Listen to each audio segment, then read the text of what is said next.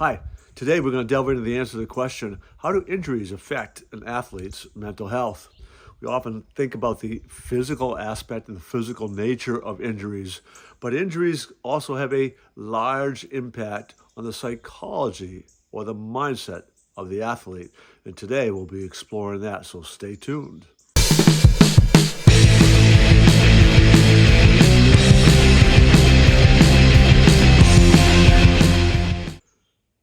In the beginning of this video, we'll look at how injuries can actually lead to mental health issues. Then we'll look at the emotional impact that comes from an injury to an athlete.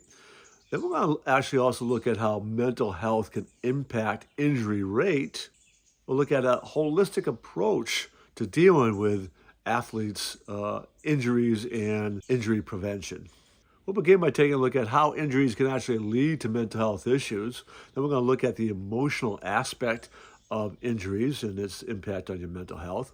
We're going to look at the flip side of that question too, which is how mental health can impact injury rate. Then we'll talk about a holistic approach to dealing with injury and injury prevention. And lastly, we're going to look at a real life example of somebody who dealt with the mental health issues related to injuries. So when injuries happen to an athlete, there is going to be a rehab aspect, right? You got to get yourself back. So while you are away from the team and away from the sport, athletes up to 51% experience depressive symptoms because their identity is so tied into what they do in the competition. And when you take that away, you feel lost. You feel that sort of sense of sadness and emptiness, and that can lead to depression. So you got that whole psychological aspect to an injury, not just dealing with the pain and the stiffness and all those things that come with like post-surgery or whatever the case may be. You also have a whole lot of emotional aspects, right? So you're away from the team. So not only are you not competing, you aren't traveling with a team anymore. You aren't necessarily practicing with a team. You're working on your rehab. And that isolation from that social connection can really help to trigger depression and anxiety. You have fear and uncertainty. How's your recovery going to go? Am I going to be able to be as good, as fast, as quick as I was, as strong as I was? There's a little fear, maybe you'll re-injure it again, or you'll come back and you won't be quite the same. All those emotions will often play in, and those impact not only your recovery, but your ability to try to get back to where you were beforehand.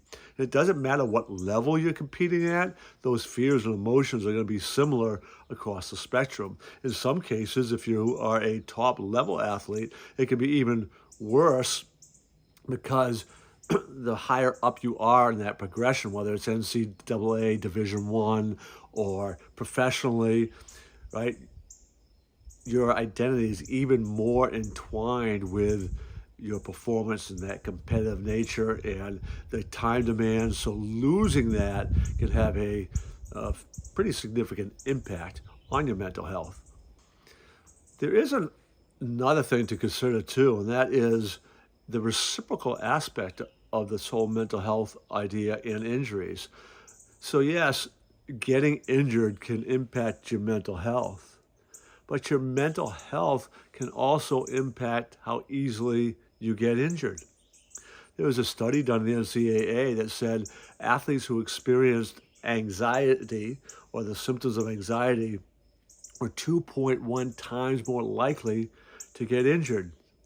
And that probably really shouldn't surprise us too much, because when you're feeling all those emotions, those negative emotions, holding on to things like anxiety, or if you're depressed, the typical reaction is this kind of, you're bringing it in, right? And your body carries itself differently. It tends to be less fluid and flexible. Thereby, it shouldn't be that surprising that injuries become more likely to happen. So not only should you be really careful and managing and talking about your mental health aspect and take care of it to prevent injuries, right? But you, after you have been injured, need to really be especially careful and watch of it, because it's going to impact your recovery process and your overall well-being. So a holistic approach is really about getting the beliefs around your abilities and skill sets and how to deal with injuries and likelihood of injuries and all those. You want to get your beliefs supportive. You want to make sure the beliefs that you do have support both preventative aspects as well as recovery, right? Any limiting belief you might have about what happens if you get injured, you want to make sure you get rid of. Okay, so that's one aspect. As anybody who's listened to many of my videos know how important beliefs are. The second thing is thinking in terms of both preventative and recovery, right? So the emotional management and having those habits and routines, those rituals in your life before competition, after competition, in the morning, in the evening, around being able to manage your emotions so you can get out of stress, right? Get out of the emotion of stress, properly deal with the emotion of stress, and link positive, supportive emotions is crucial to both prevention and, when, God forbid, injuries do happen, the recovery aspect of it, right? So we need to look in terms of your mental health and managing your mindset, both in terms of preventative and recovery aspects of injuries. Real life example we're going to look at is Brandon Marshall. And Brandon Marshall is a former NFL player who struggled mightily with mental health issues.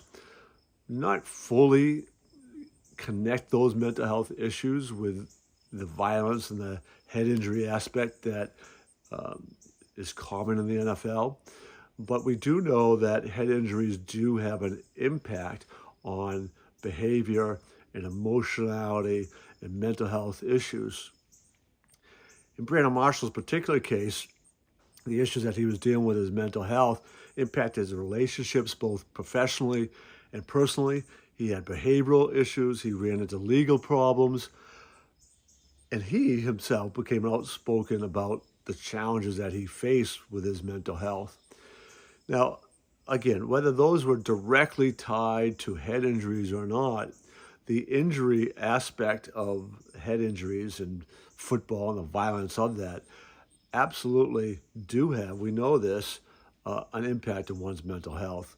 So it becomes really important, and Brandon Marshall became an advocate for other NFL players, particularly in the African American community, about addressing those and acknowledging them and coming forward to speak about them and trying to get the help that you need to get in order to maintain that good mental health, both so you can avoid injuries and recover from them. I invite you to subscribe to our channel and check out our other videos. In particular, you might be interested in the video, How Many Athletes Struggle with Mental Health? So check out that video today.